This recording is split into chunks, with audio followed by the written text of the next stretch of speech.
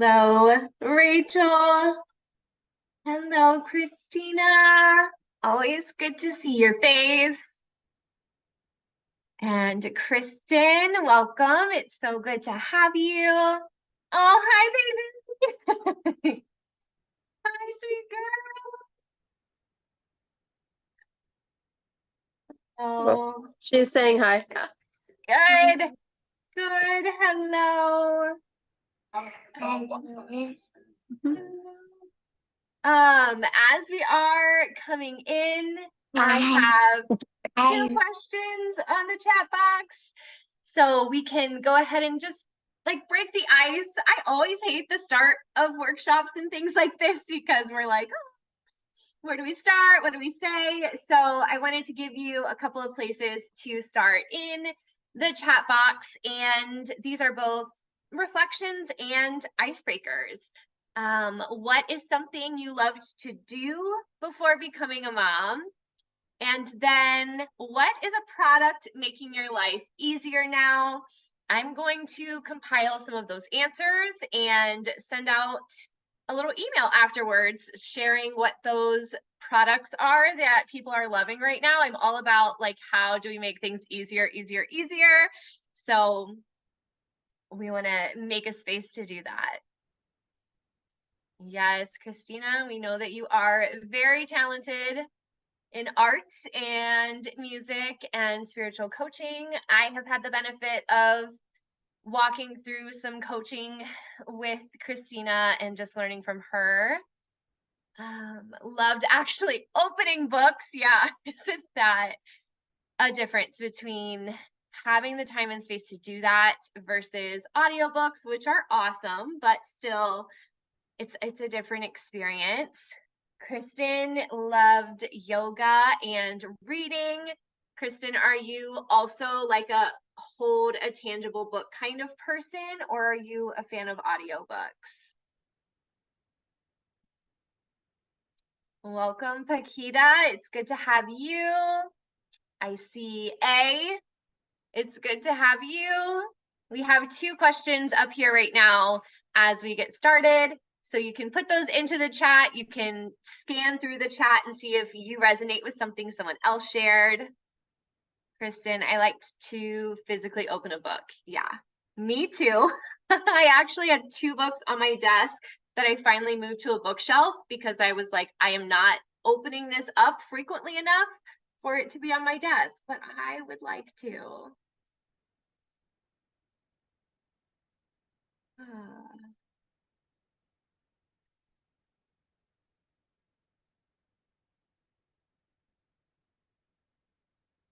And then we had a question that I sent in your homework if you got those emails. And I would love for you to just be reflecting on this as we're getting into the bulk of our workshop today, which is what is one thing that you want to find the tools to address in your own life? Maybe it's a struggle you're having in your home, a argument that keeps coming up with your partner. You don't have to share that right now, but if you did not get to that, I just encourage you to reflect on that as we are waiting just a couple more minutes. Welcome, Elizabeth. We are just kicking off with a couple of intro questions that are up here on the screen. And at 2:05, I'll switch to the next part and open up our workshop. And those of you who haven't shared, I would love to hear something that you really enjoyed prior to becoming a mom, something that maybe you wish you had more time and space for right now.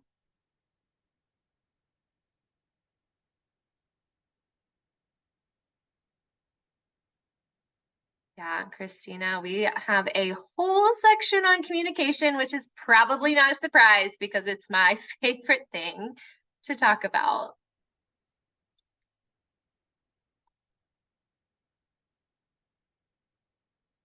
Welcome, Brianna and Cindy. Good to have you. As you're getting started, you can choose to have your video off or on. As you come in, you're automatically muted, so that makes that easy. And we have just a couple of questions here on the screen. What's something you love to do before becoming a mom? And what's a product making your life easier right now? Takita enjoyed hanging out with friends. Same. It's wild how different it can be to try to organize time with friends when you have a little one at home.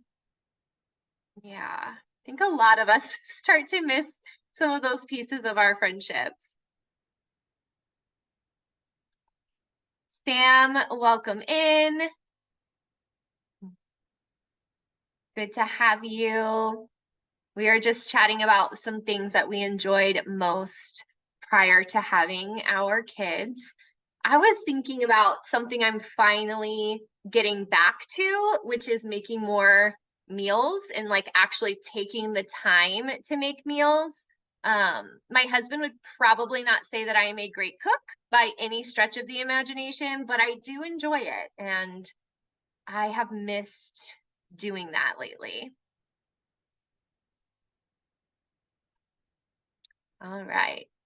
Well, what do you say we get into the meat and potatoes of our time together today?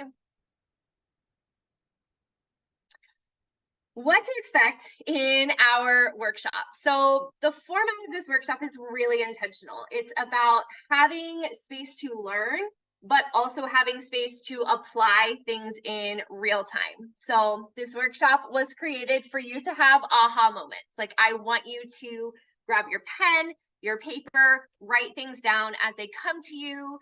But it's also giving us ways to apply them. So I will teach, and then we'll take reflection and action breaks. I will give you an introduction to Motherhood Unlocked, and then the goal here is that you'll leave with more confidence in tackling this complex issue because it is pretty complex. You're going to learn a lot about yourself and creating more ease. You're actually going to get this open window to things I teach in my Motherhood Unlocked community. If you want to go deeper in this material, I will share more information at the end of this workshop. And either way, as long as you stick around and pay attention, have fun, engage with one another, I don't think you're going to be the same in the way you think and take action around the mental load, your confidence, and your relationship. If you have not already, now is a great time to grab your workbook and have that prepared. Some of you may have printed it out. I did because that's how I stay on track. Some of you might have the fillable version, so you can pull that up, type your responses in as we go through the workshop, and your workbook really follows the workshop in order. So a lot of the prompts that are in the workbook, you're also going to see them up here on the screen. And I wanted to make that an easy, engaging part for you. The goal here is to make this both productive and fun. So again, take notes, interact with one another's comments, and maybe even walk away with a new mom friend. Because this is like we just said, we crave connection. Something that we miss is this time together. And so I invite you to make this a time where you're like, thank goodness I got to connect with some other women and some other moms, and I needed that. So as we kick off in our journals, our first opening prompt is also what I sent in your homework, which is what is one struggle you're hoping to improve with the help of this workshop. So I'm going to pause and mute myself for a couple of minutes as we go through the workbook so that you can actually write and interact with that. I'll be checking the chat box, and let me know if for any reason you had any trouble getting the workbook during this time, and I'll make sure that you're able to get set up.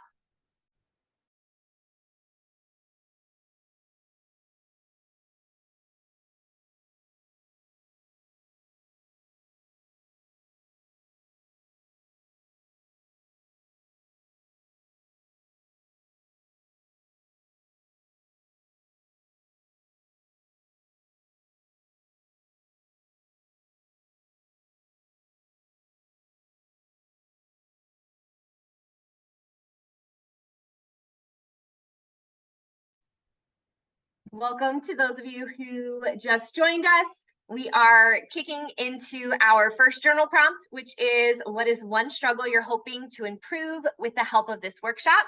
So you can put it in the chat if you want to share with everyone else. Make sure that you're getting this in your workbook. And if you're having any trouble accessing the workbook to either print or use the fillable version, you can let me know in the chat.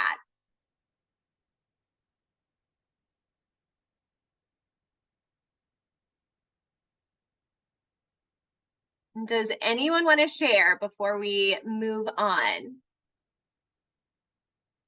You're welcome to unmute yourself and share, or you can put it into the chat. I will say that I am recording this and I'm sending it as a replay. So if you don't want something to go to those who are on the registration list, then popping it in the chat definitely makes it more anonymous.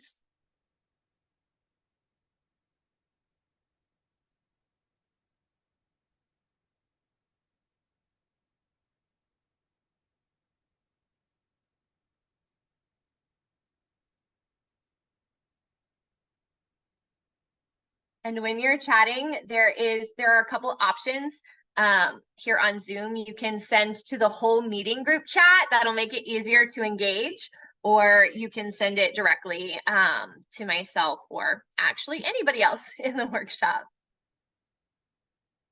As I was looking at our survey before we started here, there was a lot of communication, organizing my thoughts, which I think is this pre-step to communication, and just really wanting your partner to understand what this experience is like for you. And the other thing that I heard from some of your responses was just wanting to like let go a little bit more and not feel so anxious. So really hoping for those experiences today. I see my biggest thing I need help with is communicating my needs and feelings to my partner in a way he understands without him getting upset or without starting a competition. Man, we have so much of keeping score in early parenthood, and this is something I hear often. I want to work on how I respond to my mental load with anger and expressing overload. Katie, I feel you so much. Personally, I experienced a lot of rage in early motherhood, and I did not know why. I knew a lot of it was tied to my anxiety, but through a lot of processing and doing the same work we're doing today, I saw how much of that was related to the mental load. Yeah, again, how to control myself when I'm overwhelmed and setting lower expectations. I love that goal. I don't think a lot of people are walking around in the self-help world being like, set lower expectations, but I often am, because this is a key to being kind and gentle and realistic with yourself and partner. So let's make some of those things happen today. Thank you so much for sharing. Man, I love talking about rage, the chunks of time. Like, you guys are in the right place, I think, if this is what you're thinking and feeling. I'm so glad that you are here. And if you're just joining, hello, we are still in our introduction, so you're in the right place at the right time. You can peruse the chat and see what some of the other moms here are experiencing. I don't like to do like this whole elaborate explanation of who I am, but I do think it's fair for those of you that I have not had the chance to meet and talk with to know a little bit about why I'm here and why I'm hosting this workshop. My name is Chelsea Skaggs. I'm a certified life coach, and I am here really to be like your bonus big sister, the one who is willing to go there with awkward conversations, the one who has walked the motherhood path and fallen on her face a lot and is here to maybe make it a little smoother for you. I'm a teacher turned mom turned life coach, and now have over 7 years of online coaching experience. And I truly believe I'm living out my purpose in changing the world one parent at a time. My mission is to bring women together in spaces created to support her growth, her favorite version of motherhood, and have a healthy, happy family, even in a chaotic society. So I write down often, like, this is such important work that we are doing together, because I in my core belief that healthy, supported mothers lead healthy, supported families, and those families can add to their communities, and those communities are how we find societal change. And I don't know about you, but I think our society needs a lot of change. And so as a life coach who focuses on expecting and new parents, I host virtual communities, individual coaching, and community events.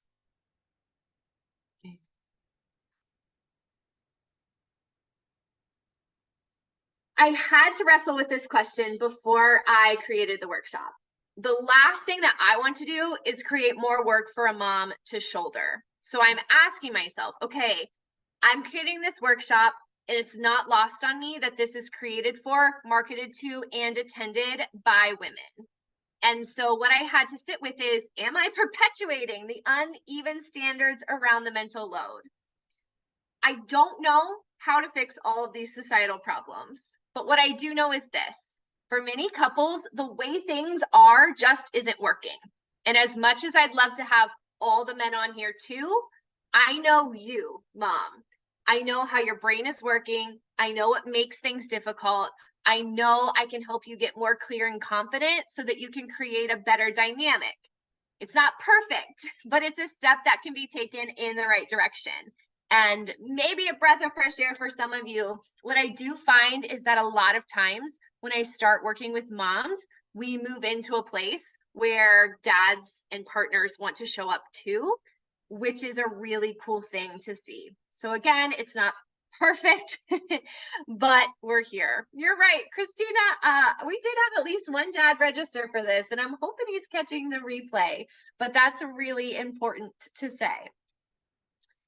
You've already shared a lot, so I'll let you read through some of these, but in your registration email, I included a quick survey, and I just wanted to show you. Here are a few of the responses from other moms about the mental load, partners, and what you need. I definitely picked up on some themes here. If one of these resonates so much with you, feel free to put it in the chat so that we can just hone in on that one more time. As I look at this list, I know there are things that I can't give you. I cannot give you more time. I cannot gift you more sleep. But what I can do is give you ways to free up your time, build your communication skills, teach you helpful strategies, and give you the reminder that you're actually doing a really good job. I don't think we hear that enough as moms. So if no one's told you today, you are a good mom, you're doing a good job, feel good in your body and with what you're bringing to the table. No one has their shit together, and some people just put a lot of effort into making it look like they do.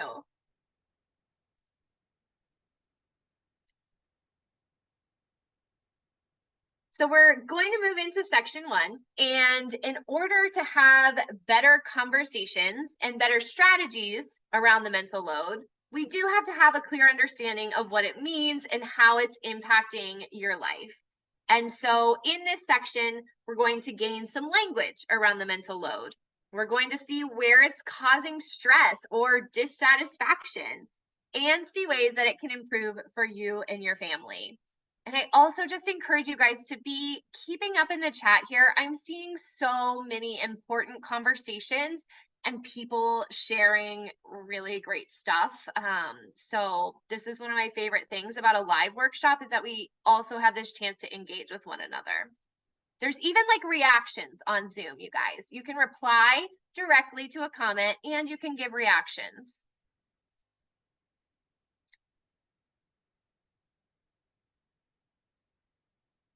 So before we kind of get this collective idea and understanding of the mental load, I want you to ask yourself, what do you think about yourself when you're assessing the mental load?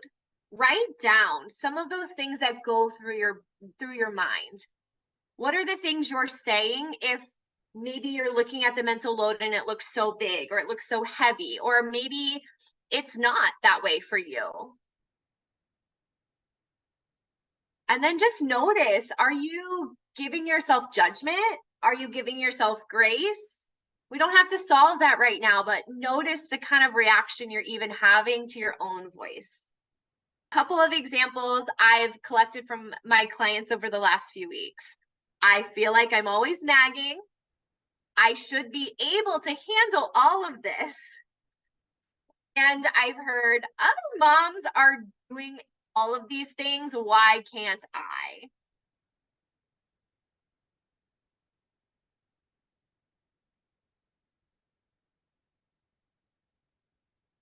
Yeah, if I was meant to do that, to do this. Thank you, Kristen. I think that that is such a tender but very relevant thought that a lot of us have. Like, was I cut out for this? How do I keep doing this? I have felt that way too.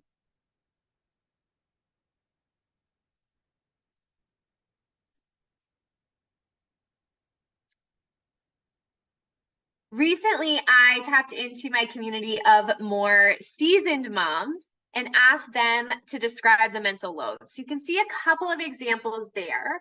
And then a kind of working definition we're going to use today is the invisible and non-tangible tasks required to care for something. In our case, this is really centered on caring for a baby and or caring for the home. When talking about the mental load, it can also be referred to as the worry work, which hits way too close for me, especially in those early motherhood days when I felt like I had to worry about everything. And if I didn't, who was going to worry about those things? And if no one's worrying about those things, is it all going to blow up and have these huge problems? Another name given to it is the cognitive labor. And I think that also just hits really hard. Like I can sometimes feel like my brain is heavy. It's cognitive labor. It's exhausting.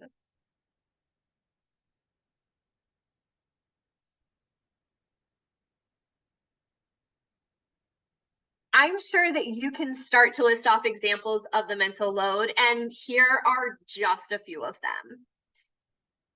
We have logistical, we have health and wellness, we have social. And again, this is a non-exhaustive list. But what really sticks out to me is staying on top of things and anticipating needs. That's all this stuff that goes on behind the scenes in our minds. Also, we often feel like if we don't take care of these things, we're going to get the lash back. I think that is kind of a societal picture we'll talk about a little bit later. But I don't know that our partners, specifically male partners, think, oh, if I don't take care of this, then I'm going to get the lash back from daycare or family or friends or the grandmother at the grocery store who decides to stop and say something. Whereas moms are often getting that lashback or that judgment.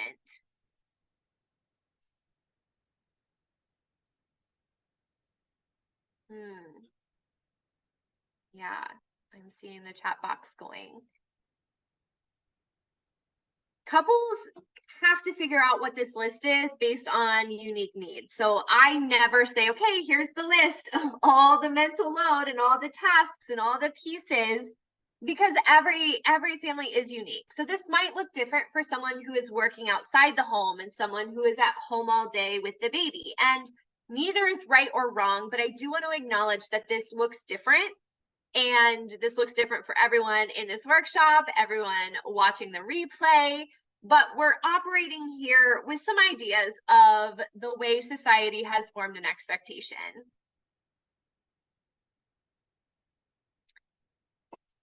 And I think it's important before we even talk about the mental load. I know, like, I can't wait to get into our strategies a little bit later on in the workshop, but we need to know where this is coming from as far as our experience and our partner's experience.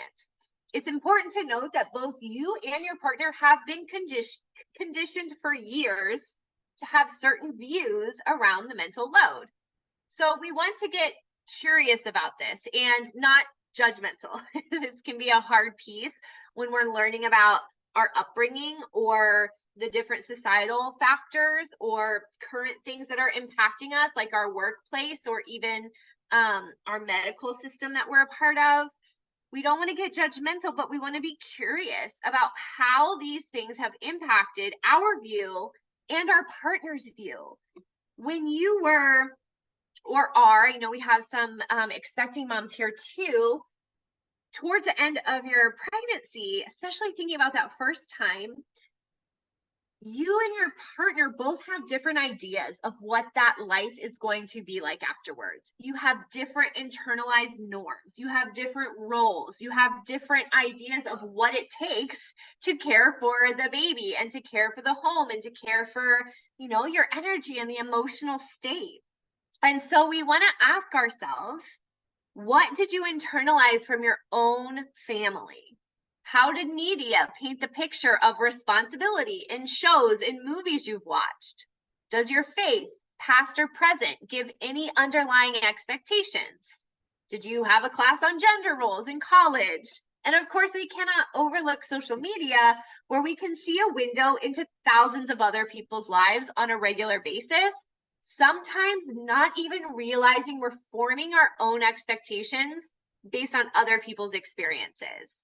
So again, the challenge here is that this is not to judge whether these things are universally wrong or right, but to see how they may have impacted your viewpoint and how you get to repaint the picture now that you're in this current season of early motherhood or expecting. So I want to say that again. We have a lot of things we've internalized based on our experience, but you get to repaint the picture. And that's for yourself. And it's also something we do alongside our partners. I don't know. I've wrestled with this question a lot. I don't know, and I don't have enough information to answer whether the mental load is biological or intrinsic, or if it's socialized behavior. I don't know the answer to that. But what I do know is that we have the power. We are evolved humans who have a lot of power in our hands and in our minds. And we have the power to be intentional and cognizant of how we're operating as a family. And so if there are things that have happened for you, but they're not working for you, we have the power to make change. And I'm seeing, okay, so yeah, Katie, thank you for sharing how you've had an experience with these outside structures that are really impacting your family and the load that you are carrying because of that.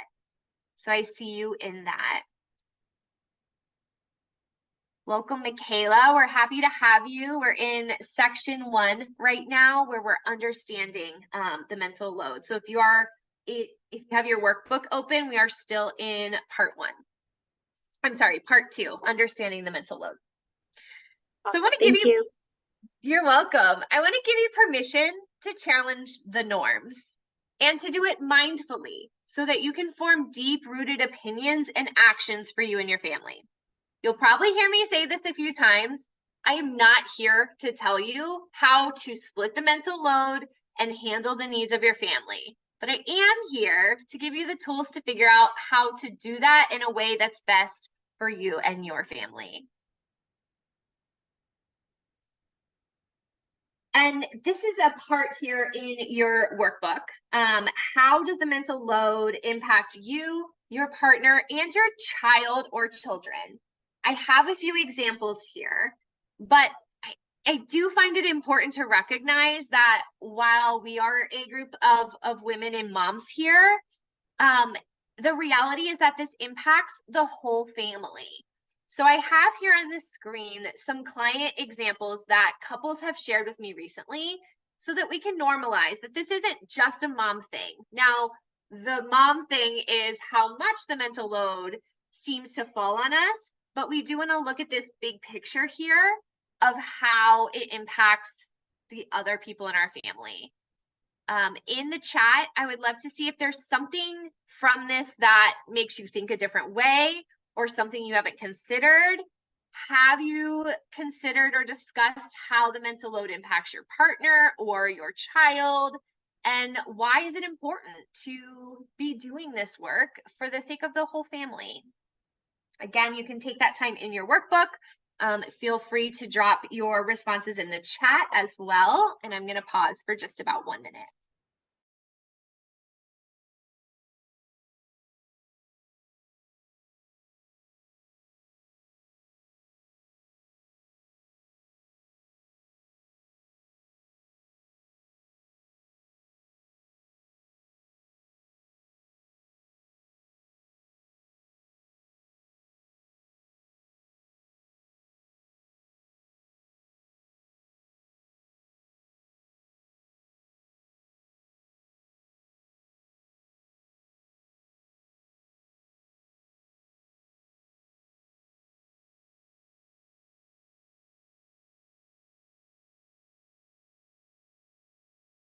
Oh, you guys, I always forget to unmute. Let's get into some actionable pieces here. Talking about the mental load. So if you're following in your workbook, we are on section 3, part 3, talking about the mental load. And I want to give an emphasis here to productive conversations. Often we get to our wit's end, or we see a relevant Instagram post and send it to our partner. But the reality is this is a touchy subject because of what we've already talked about, because it impacts so many aspects of our lives and the way we create an atmosphere and patterns for productive conversation matters. So this is a skill set, and I am going to help you sharpen yours through this next section. Your first reflection prompt for this section is, what is something that you struggle to communicate with your partner? And we are going to be kind of holding this in our minds and using this as an example to reference through the rest of this workshop to envision what a better outcome would be for this particular struggle.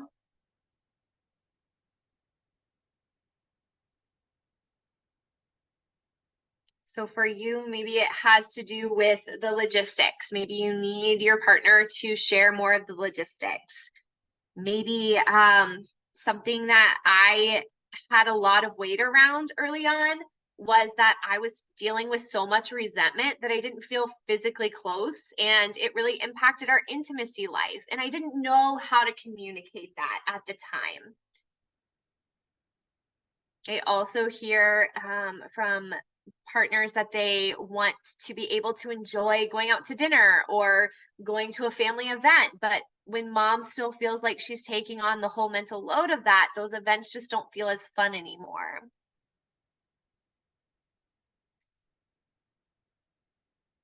And as you're thinking through this, use the practice of why.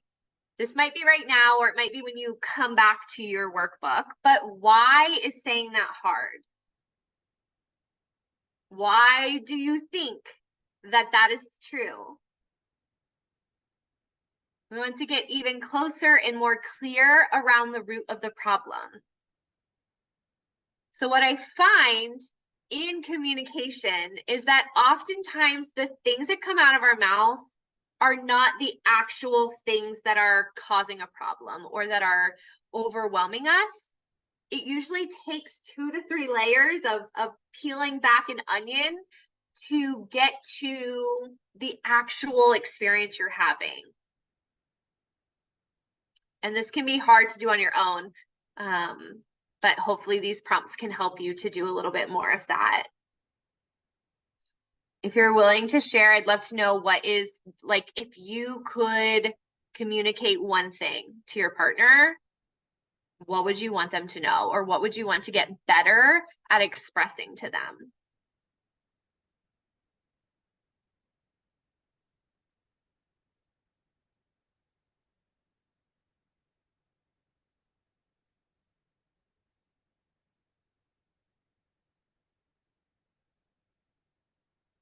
All right, hopefully you have that in your brain, in your workbook, and we can continue to work with this a little bit.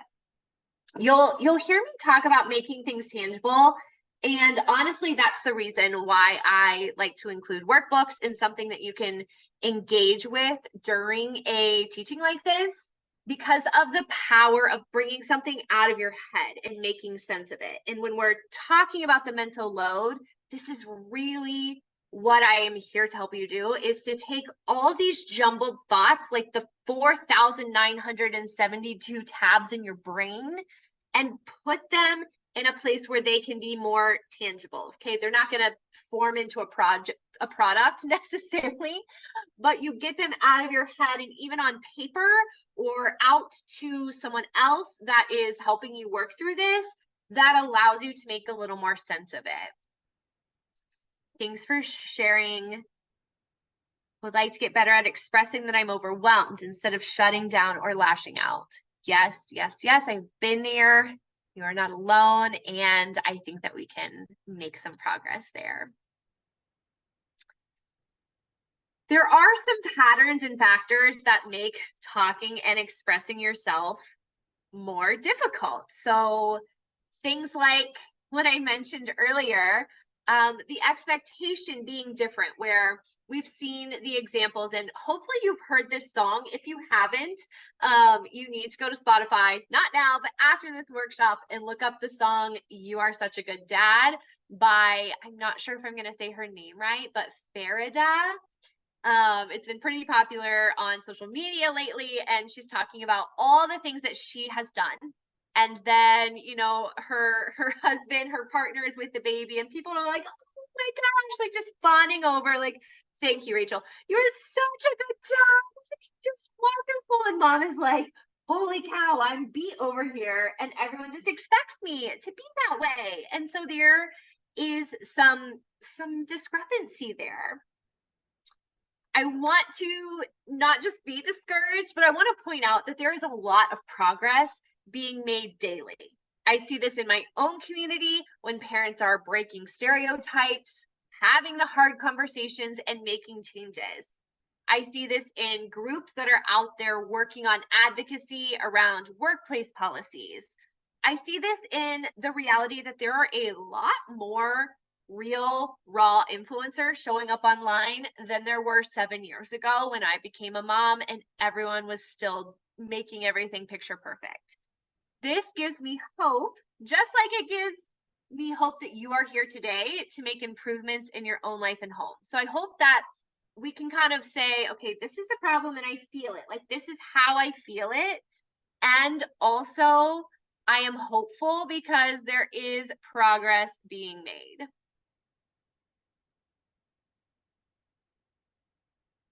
So returning to our journals here, how were you and your partner conditioned to think about what's normal in a parenting partnership? Did you have the same kind of parents growing up? Were their roles similar? Were there different factors from faith to the area that you grew up in? Did these things impact that? And I'm really interested to hear if you find that your experience and your partner's experience are similar or different.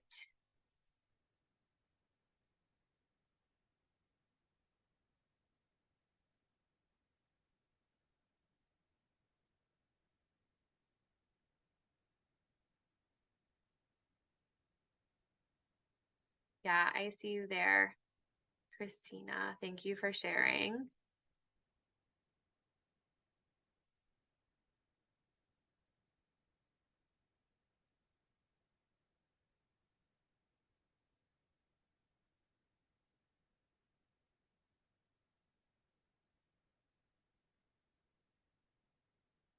In the chat box, with either the word yes or no, do you feel like you and your partner had a similar upbringing around this topic? Did you grow up in a similar type of home with similar beliefs? Okay. So yes, very much no. All right, this is interesting to see. Thank you guys for sharing. We have mostly no's, but also yeses in here. Okay, so these things are a really important starting point for the conversation. if you and your partner have not had this specific conversation, let it be your first step tonight or when you get time to connect next. Like, this perspective can really shift the way you understand yourselves and one another and give you more of a framework to develop your own goals. And so I find it really helpful to work through, what did you see growing up? What did you expect before we became parents? What, is ingrained in you as normal? These are great questions to have. And just like earlier, when we were talking about getting really introspective, we don't want to have judgment about this. There's no like, well, that's why we can't do this, or that's the reason of why. We want to continue talking through this. And Christina, that's such an interesting term. I'd be curious to learn how he describes that from the way that he was raised versus the way that, you really see yourselves leading your family.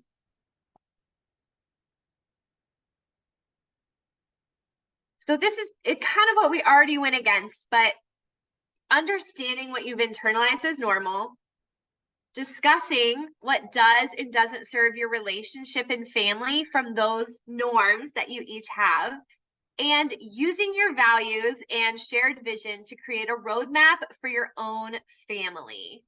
So we will be talking about visions and values shortly. Shout out to my typo there. Just a reminder, we all are doing our best to make a mistake sometimes. There was a Reddit thread I wanted to add to this because it was really interesting for me to read, and I wanted to draw your attention to the original post. We're talking a little bit about control, and that's where this is going. I'll also read it out loud because I know a couple of you are in motion, but I wanted to share to see, does this resonate? And if so, no shame, because we have all been there, including myself. But to take a look at how we move in a more positive direction. So this was from Reddit, and this man posted, I'm not really sure where to put this, as it's more of a vent than anything else, but I am really sick and tired of hearing women complain about men not carrying the mental load when they are completely and totally unwilling to give them the space to do so. If you want your partner to take on the mental load, that means being willing to let go of it yourself. I'm not going to care for the kids exactly how you would, and that's okay. I might do breakfast later, eat lunch out, push their naps earlier later, have a more flexible schedule. Instead, it seems like women spend their time chasing their partners around when they've taken the lead, supervising everything they do with the kids and trying to correct them anytime they don't do it exactly as they would. Then later are complaining about how they never get a break from the mental load. So I found that perspective as something important to share. I do work with a lot of clients through this and identify that this man is not alone in his thinking. And I'm not saying that this is true for every relationship, but when I do work with couples, I hear men often say that they're afraid they're going to be chastised, criticized. Really, they're going to take a hit for not doing things the way their partner would. And so this is just something to sit on and think about. Are there ways that we can be giving up some control, or identifying that our partner might step in if we would give them the space to do something their own way?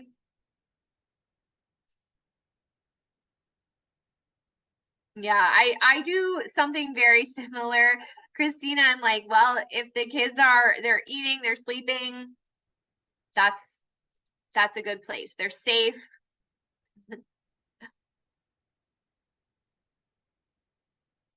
What is going to happen if you cannot fully or confidently express yourself?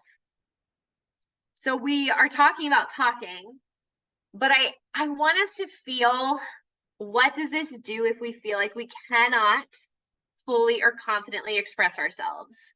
For me, it has usually ended in me just saying, oh, never mind, and I get flustered and I trip over my words, and then I'm super frustrated because I wanted to talk about something, but then I had too many thoughts and I was too flustered that I just felt like I couldn't communicate it well.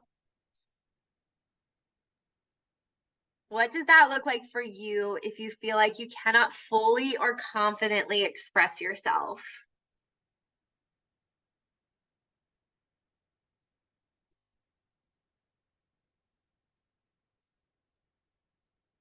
And what we're doing here, we're thinking about, why does it matter that we're strategic or that we are mindful about the way that we talk about pressing issues? Because it is that energy that we enter into these conversations with that really impacts the outcome and what happens as we develop that teamwork.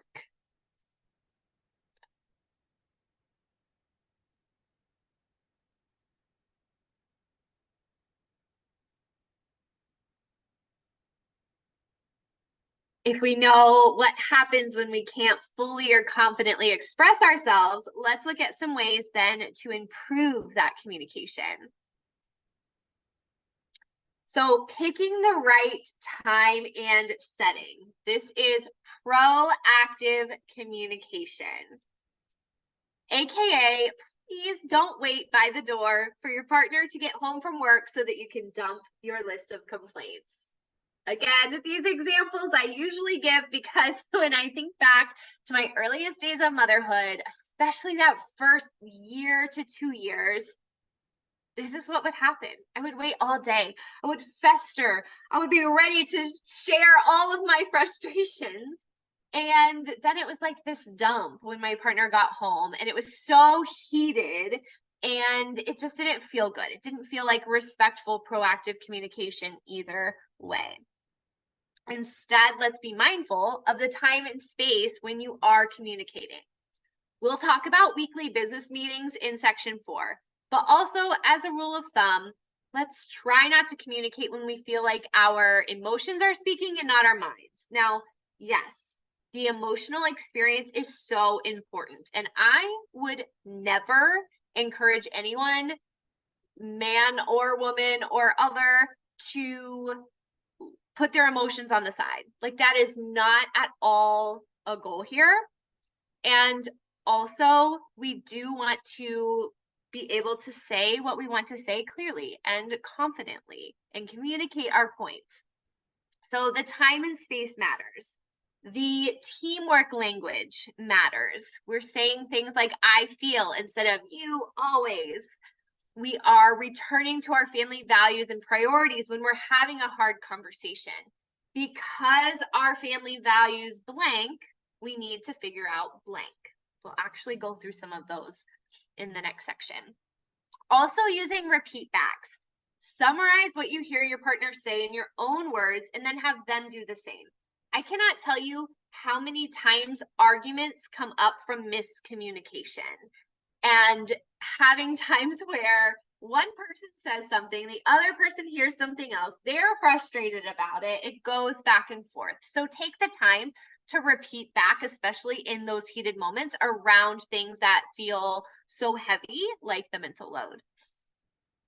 And then something else you can do to help this is to get to know more about your communication styles. Are you an internal processor or an external processor? What are your love languages and how are they showing up here? How do you show up professionally versus socially versus personally? These are all good ways to look at how you're interacting with one another and how you can talk about these things. And if you want to lessen the load, this is maybe the most important slide here. And so listen in. If you want to lessen the load, focus on what matters and be able to breathe a little bit, because you have to know what is driving you. And that is where values and goals come into play. Not only does this help you prioritize and ditch things, which literally means making your load lighter, but it gives you and your partner some shared language. So a couple of examples here, and you will see that this is in your workbook where you have a space to go through this. And in your couples communication guide, you really hone in on values and goals and how to talk through that together. But I'm going to give you a couple of examples here. Because we value advocacy, we need to share the mental load of figuring out events and organizations our family can support. So, if your partner is talking about they want to engage in something as a family around advocacy, amazing, that's great. But they also have to be able to come up with a way to share the mental load around that.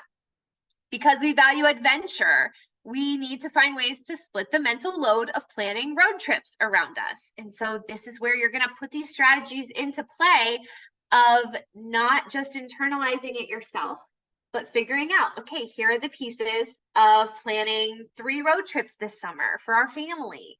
And then we know what to work with to divvy out the tasks. Another one I hear a lot with couples is date night.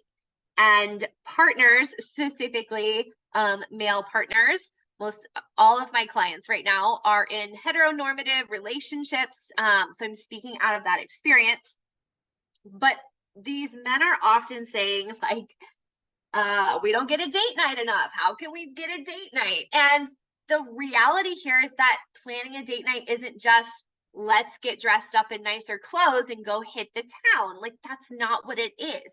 So because we value connection together, we need to find ways to split the load of planning a date night, including babysitting, breastfeeding schedules, etc., whatever that is for you. I know this might seem kind of awkward at first, but I'm telling you that the more you practice these kinds of things in your planning and in your relationship, you're going to find it come more naturally. So this might sound like, babe, I can tell having a date night would be really important to you. When you bring it up, I think of a whole list of things that have to be done to make that happen. And it feels like those things would fall on me. I would love to make it work, but we have to split some of the mental tasks in planning. Can we talk about how to do that? This is a perfect example and one that comes up for a lot of my couples. This pairing of how you communicate and guiding with values and goals allows you to have the end in mind, to quickly evaluate if something is worth it, and if it is, to then use those values and goals to drive the action and communication. And if this brings up something for you in the chat, go ahead and drop in the chat. Like, what is a conversation you can have? What is a value that you and your partner hold together that you can really practice sharing and being a team around the mental load with?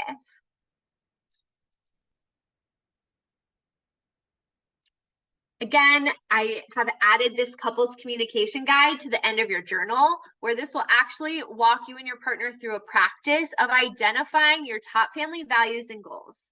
And so we don't have time to go through this piece during the workshop, but I do encourage you to set time to go through it with your partner. What I don't recommend is putting it in front of them tonight and saying, hey, I did this workshop and we should do this. But what I do recommend is letting your partner know that you want to keep growing your teamwork and you received a great activity to help you do that, and then set a time to do it together.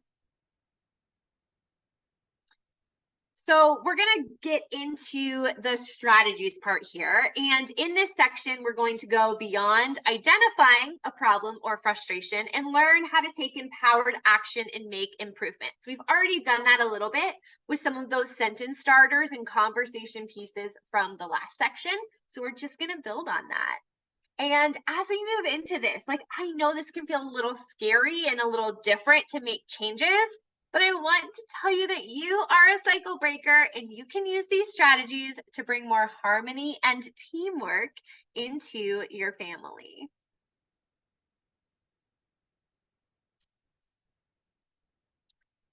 So as we get into this section, a couple of questions for you. The first one, how often do you and your partner proactively communicate about the home and child needs? Are you having regular conversations about this?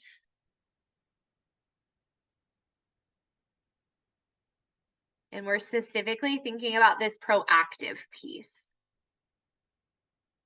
I know that early on, like before kids, we didn't have to have as much proactive conversation. We could solve things in the moment.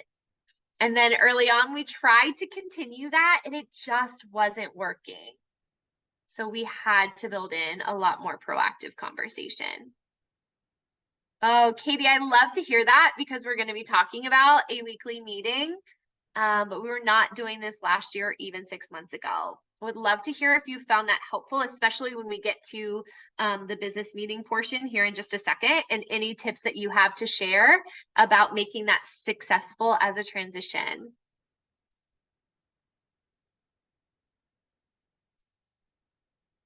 In order to apply the following strategies, we do need to have a clear picture of what the mental load is in your life and family.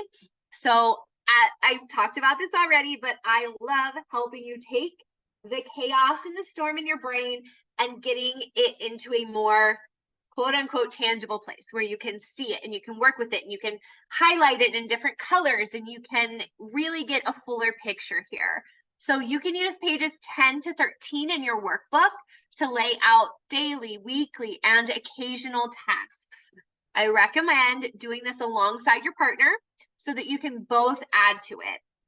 Oftentimes we overlook what our partner is carrying because it seems to just happen, and they're doing the same about us. And so when working with couples, I find that both partners usually are expressing this feeling like there are unseen tasks that they take care of without their partner thinking about it or seeing into it at all. So again, take these pages with your partner and work through these together. So strategy 1, which we just got to hear a little bit about, I would love to hear if anyone else is using this or what those tips are around it. A lot of anxiety is having thoughts and feelings without a place to put them. When we can anticipate something like a weekly meeting, we know the conversation or action has a place. A lot of the, again, that anxiety, that fear, that rush of like, we have to figure this out right now, comes from feeling like if we don't do this right now, it's not going to happen.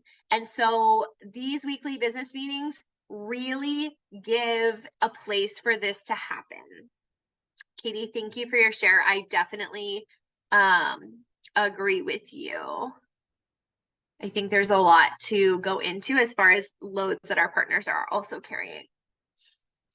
But our strategy here is this weekly business meeting. The benefits are that it is structured, proactive communication. And I'm telling you, communication happens a lot better when it's proactive and it has a structure.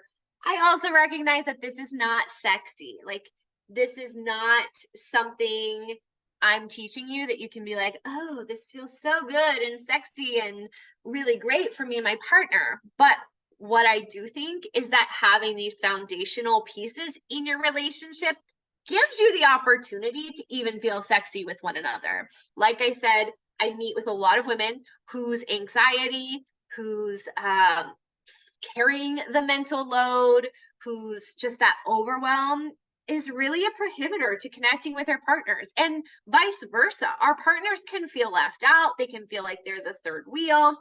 And so when that happens, we don't get a lot of sexy connection. And so having these unsexy things in place really do set the stage and foundation to open that up. We want to get consistency and give your thoughts a place to live. We want to create an agenda and goals that are most important to your family. This is a place where you can review the previous week and create a vision for the upcoming week. And you can also get clear about who is taking care of what.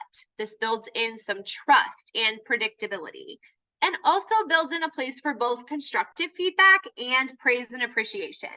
I hope that you will prioritize having more praise and appreciation than constructive feedback, but having a balance of those makes it a more joyful experience together. I do encourage you to prioritize this because the reality is sometimes our time gets cut short. So do the most important, most impactful things first. Babies wake from naps early, emergencies arise. maximize your time by having the highest priority first. And then also, again, we want to make this a place for feedback on what does and doesn't work well. We're not going to expect each other to have everything perfectly down the first time we do it. But this can reduce those accusations and arguments in heated moments throughout the week, because it actually gives things a place to be addressed. Strategy 2 is taking time to make time. So thinking about ways that we can streamline lists and processes. The benefit, we're going to save time, we're going to save energy, we're going to save arguments. The cons, this action item takes a little time to get set up and get going. But there are some areas of streamlining that take some of the mental load off, or makes it easier for you or your partner to check in. Again, it gives it a place to live so that you're not like, don't forget, don't forget, don't forget, don't forget. But it's in a place where you and or your partner can take care of it. Some areas that I see this work really well include meal planning and grocery shopping, household chores and cleaning, setting up subscriptions for the home and baby essentials, and financing and budget. So this is really focused on taking time to make time so that in the long run, this will pay off. You're going to save energy, you're going to save arguments. Sometimes you're going to save money with these processes. Although I will say sometimes you're also paying money for an app or a service or a subscription, but that exchange can be very worth it if it is something that works for your family and frees up some of your brain space. As we look at these, I would love to hear an area that you can streamline your life in under 30 minutes.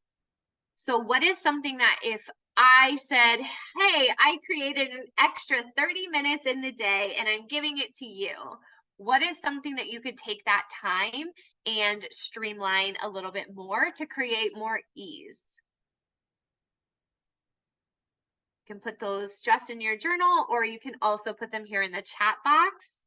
It's great to learn from one another.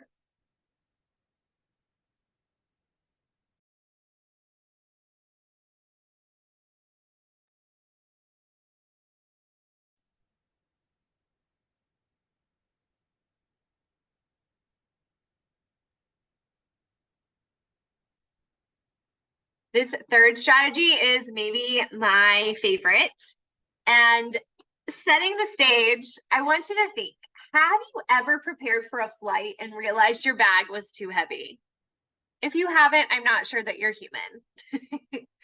But the reality is that you had to figure out a way to make it lighter, to remove the most non-essential items. And this is true for our mental load too. You cannot get to your next place in your life and just your inner peace in general if you aren't evaluating this and making sure your load is manageable, is appropriate for you.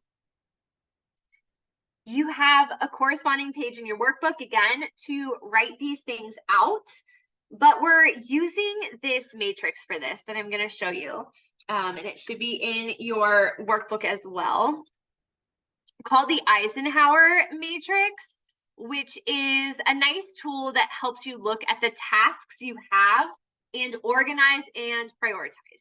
So you can see there are 4 quadrants, and these help us to decide what to do, the things that are urgent and important. Delegate. Now, this might be something that you want to delegate to your partner. This might be you and your partner delegating to a professional, a friend, a family member, something like that. These are going to be things that are urgent but not important. Things that you need to schedule. Those are the things that are important but not urgent. And so what I find is that if we don't put them down somewhere, if we don't actually schedule them, we're like, don't forget, don't forget, don't forget. But they're also not urgent enough to be at top of our mind. So it just takes up more space. So those things we want to schedule, get them out of your brain, give them a place to live, pick it back up when it makes more sense. Or my very favorite, which is discard, something that is not important and not urgent. This might be something that you want to do because you saw a mom on Pinterest do it. It might be something that you're expecting yourself to do, but you're not really excited about. It might be something that you want for a photo op, but like, you'll probably survive without that photo op and be happier if you take it off of your list. I'm a huge fan of discard and helping people figure out what they can discard. And so again, put it in the chat if you're comfortable, put it in your journal. What is something you can take off of your list for now? And I put for now because it's a season. This doesn't have to be forever. I know it can be hard to let go of something you may feel you should be doing, but let me remind you that it isn't failing. It's not you being less of a good mom. It is you prioritizing, which is a very admirable skill. Let me know what is something that you can discard for now in order to free up some more space in your brain.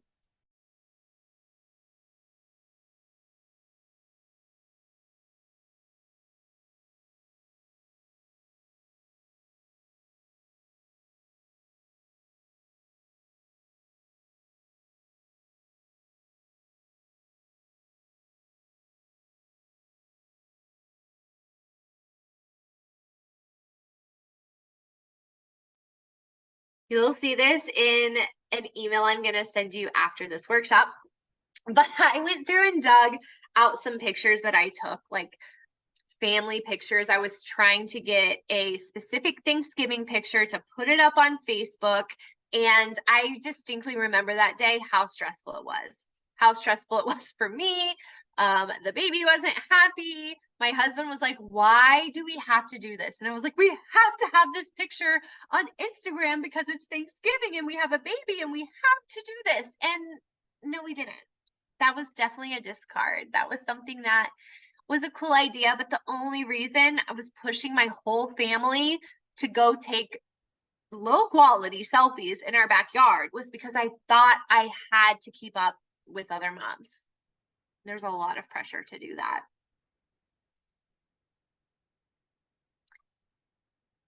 And we've talked a little bit about communication already, but how, when, where, and why, these are questions to ask about the communication you and your partner are experiencing. So one way to make the mental load better is to improve your communication. The benefits here, you're creating more productive, respectful conversations. The cons is that honestly, this requires some inner reflection and growing pains. This is a big part of inner work. You're understanding your patterns, you're understanding your strengths, your areas of growth, and creating change. So this piece is very unique for each person and couple. It's tough to give blanket advice, but it is an area worth digging into and having support around. So ask yourself, what more can you learn about your communication? How can you practice more active listening and repeat backs? Can you build a little bit more teamwork-based communication into your life? Can you appreciate, can you vocalize some of those things? Is there something about your communication style and your partners that you can learn?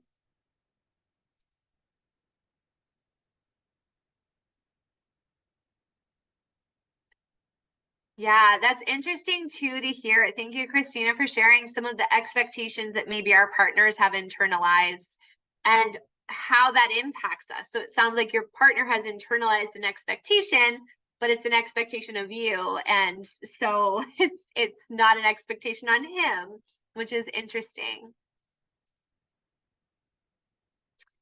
I really enjoy reading through this chat box and seeing what you all have shared. I also want to be really respectful of your time because I could go on about this forever.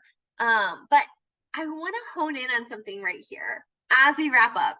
I've enjoyed seeing these conversations and interactions you've had with one another.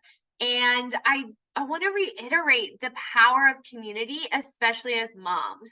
So this is in your journal, but even more so, I'd love to see this in the chat. I'd love to see us bring this back to the chat and share something that maybe you've learned from someone else during this workshop.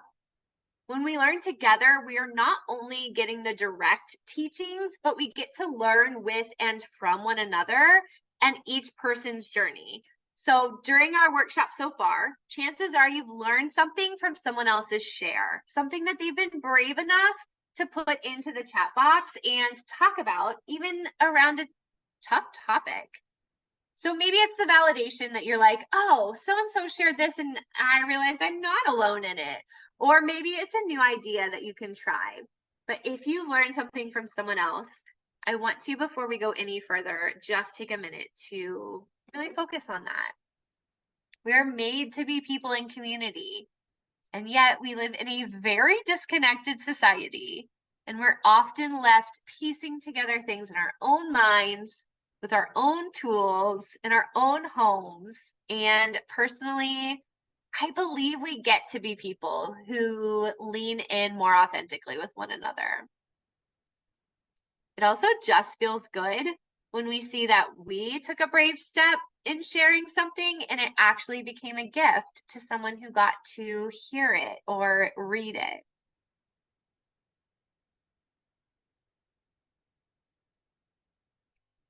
So many comments here that I appreciate and I appreciated seeing.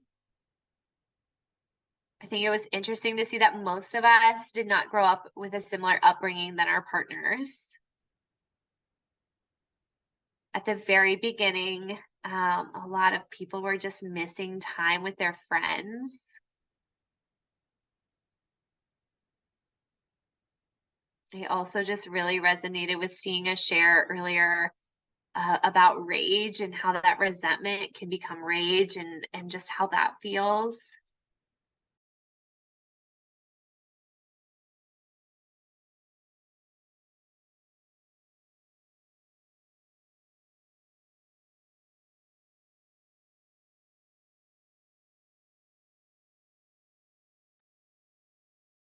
We don't have any right now.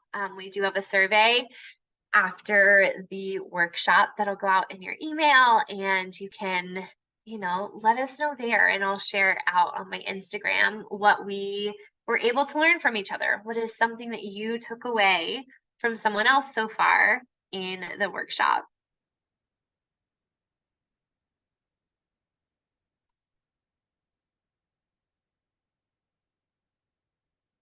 Coming full circle, it is my hope that you found power in doing the work in this workshop as something that will pay off for years to come in your own personal life, your relationship, and beyond. As we look back at your homework question in the opening reflection as we started the workshop, how are you walking away with more tools to improve that area of frustration you thought of? Can you see a conversation, approach, or a strategy that will help alleviate the stress? If there's something that is still missing for you, also, we can get into our Q&A very soon and continue putting these pieces together.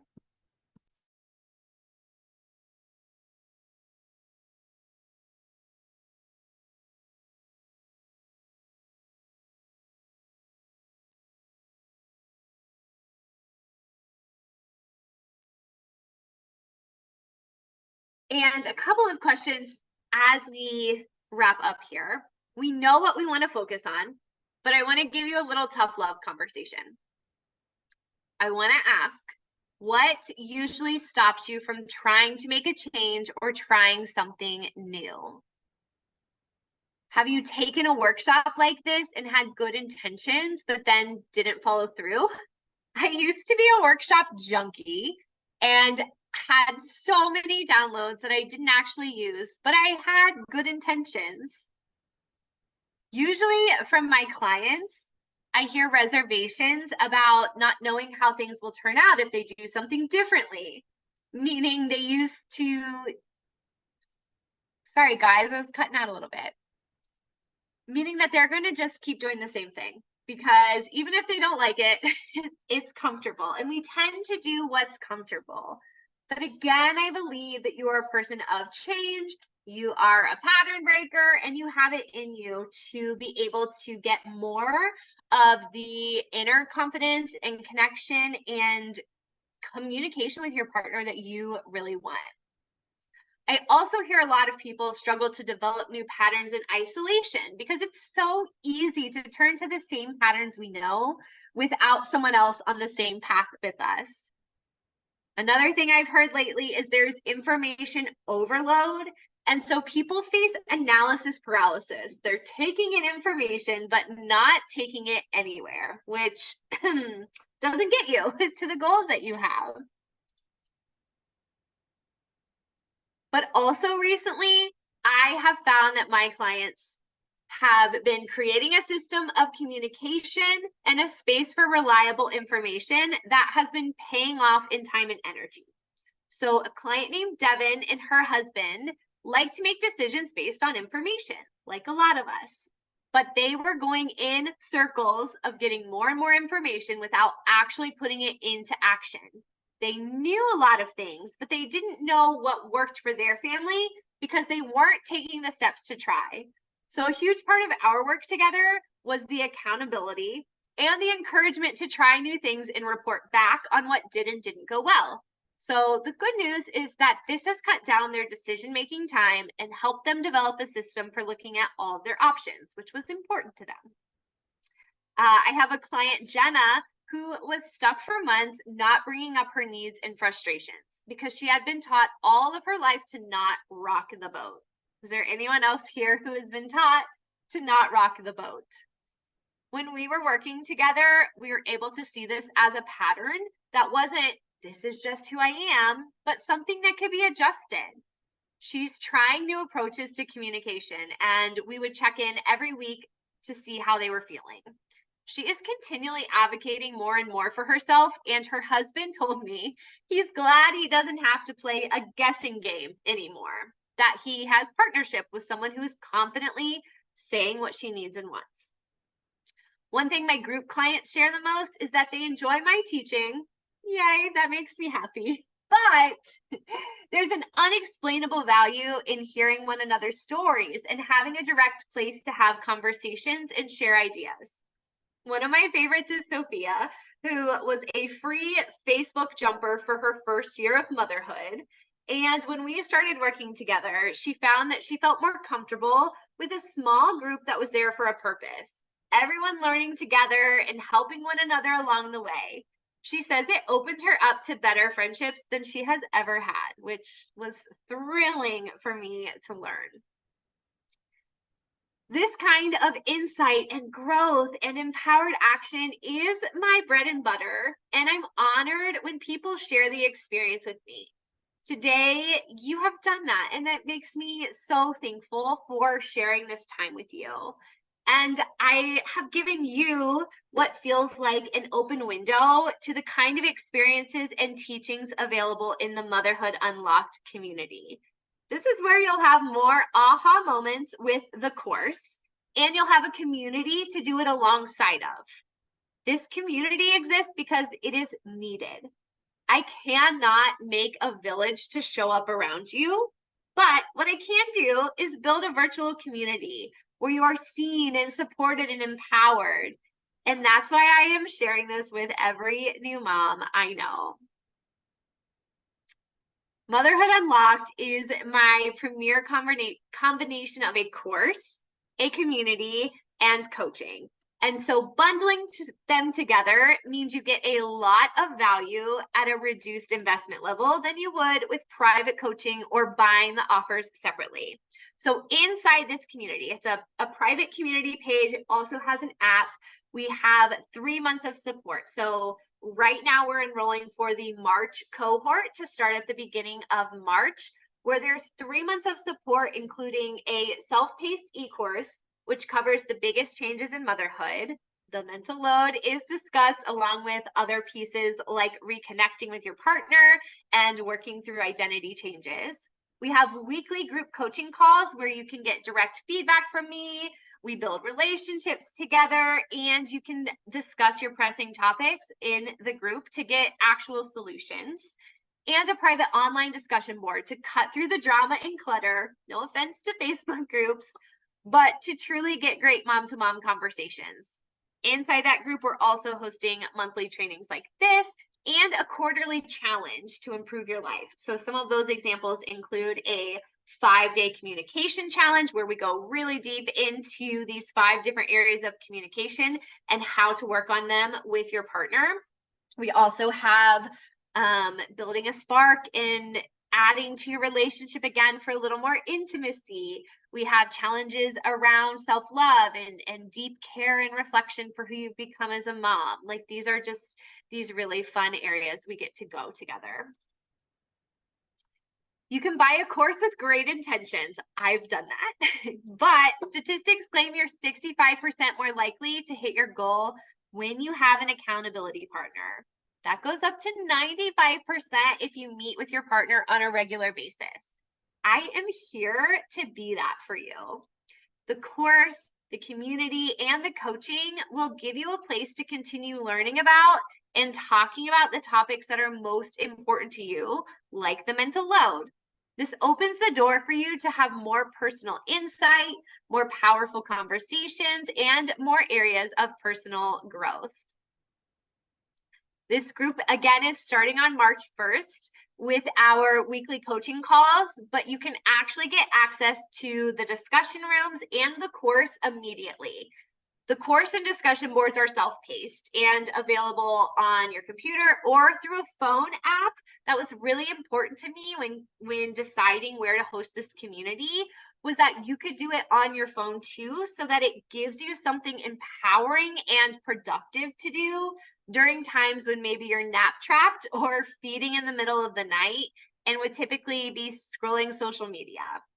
I know how much time is wasted trying to piece together random blogs and downloads and videos, and I believe you could use that time more wisely and have a one-stop shop for the tools and people who can enrich your life and family. So again, this is our community paired with the e-course, paired with coaching calls, with our monthly workshop and challenge. And I was adding these up, and I knew that separately it would be about 2 to 3 times this cost, but I really wanted to make it a space where we have a good number of people coming together, keeping it still an intimate group and a cohort where we're working through this together. So we have an 8-module course, and each week we're going to go through that topic. We're going to talk about it together. I'm going to give you discussion prompts. It's going to help you to take everything from out of here and work through the transitions of motherhood. And for those of you who sign up before I open the doors this weekend to the community and out on social media, I'll also add in a free strategy session with me to tackle one specific topic and get laser focused. If this is something you really want and you're ready to invest in your favorite self as a mom and to get access to more information and some hand-holding and accountability from me, I really want to help you cut through the noise. Save yourself time and energy and stress, reduce the overwhelm, and achieve the results that you're looking for so that you can enjoy more of your time in motherhood. Like, time goes so fast with these kids, and we cannot waste any more time. It's one of the biggest lessons I've learned. I know this group isn't for everyone, so if this is where you stop, take your workbook, continue to use it for reflection, as well as using the tools to improve teamwork with your partner. You'll see here at the bottom of this slide, I have my podcast, blog, and social channels where you can continue enjoying free content. And if you're looking for community and support, but this doesn't seem like it, I know a lot of great leaders, and I'm happy to help you find the right fit. If you are looking for more aha moments, you will find them in the Motherhood Unlocked course, and enjoy having that community to go through that with. I'm going to put in the chat really quick, if that is you, how you can join and take advantage of the extra session, strategy session. So you would follow the link in the chat, go ahead and register, and then you're going to get an email with all the steps to getting plugged into the community. Like, we can start chatting in there today, which is super exciting. And then in March, April, and May, you'll have access to those weekly coaching calls. You can grow your confidence, make new friendships, and unlock your version of motherhood. And now it's time for questions. You can use the raised hand feature. If you go to the menu here on Zoom, you have the option to raise your hand, so you're welcome to do that. Or you can put a question in the chat box if preferred. Yeah, thank you for your question about family values. So there is a place to kind of work through that in the couples conversation guide, where we're talking about our long-term family goals, the traits needed to reach those goals. And this is my favorite part of the practice, looking for times when those traits have stuck out, when those have been really real for you.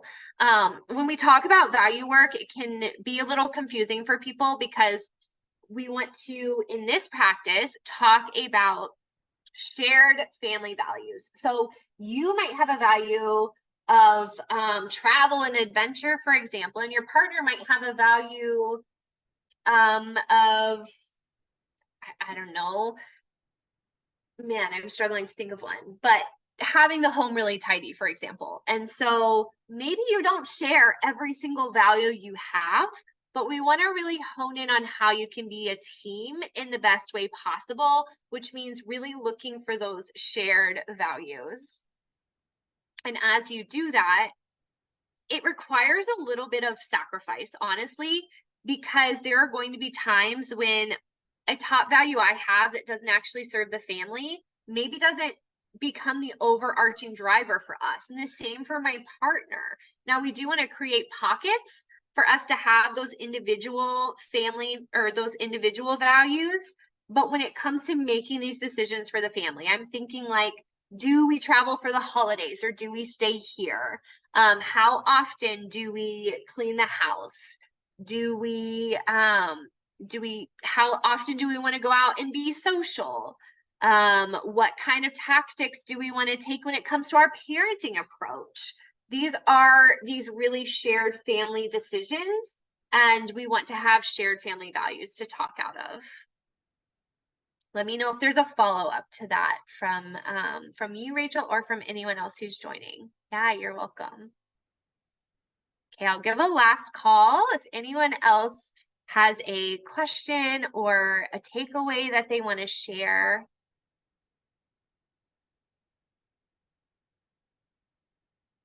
And if you're watching the recording, I will also make sure that you have the form so that you can send any questions or key takeaways after watching the recording.